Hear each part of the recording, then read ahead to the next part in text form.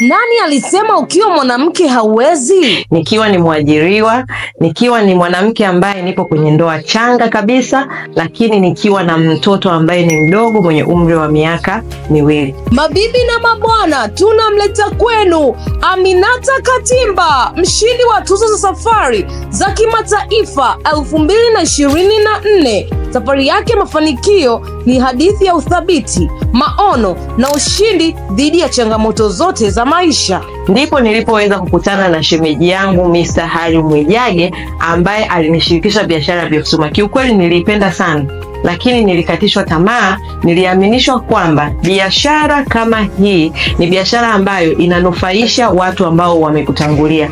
Mimi nilijipa mwaka mmoja wa kufanya biashara kwa kutumia muda wangu wa ziada, nione wapi itanifikisha. Namshukuru Mungu, kweli mwaka ulipokamilika niliweza kuingiza kipato mara 2 ya mshahara wangu ambao nilikuwa napata.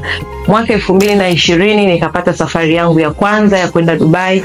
Mwaka 2021 nikapata gari langu la kwanza, na mwaka 2022 tena nikapata safari yangu nyingine, na mpaka sasa naendelea kupata safari nyingine za kimataifa. Nikutie moyo wewe ambaye unataka kufanikiwa.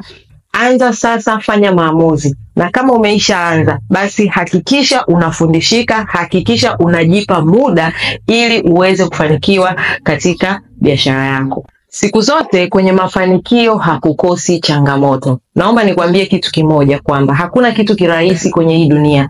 Kila kitu ni kigumu, lakini unachotakiwa kufanya ni kukomaa, kukaza msuli. Mambo mazuri yanahitaji muda wa kukua, hayawezi kutokea kwa haraka. Kwa hiyo unahitaji kujipa muda ili uweze kufika pale ambapo unapataka.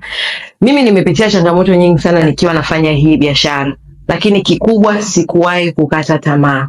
Ukitamani kuwa kama mtu fulani, hakikisha kikombe alichoweza kukinywa na wewe uweze kukinywa, hata kama kitakuwa ni kichungu kiasi gani. Kwa hiyo nikuhamasishe, especially mwanamke ambaye unanitazama kwa wakati huu, usiwe unakata tamaa. Mafanikio hayaji kwa urahisi. Unatakiwa kukaza msuli mpaka unapata ile picha halisi ya kile ambacho ulikuwa unakihitaji. Asante.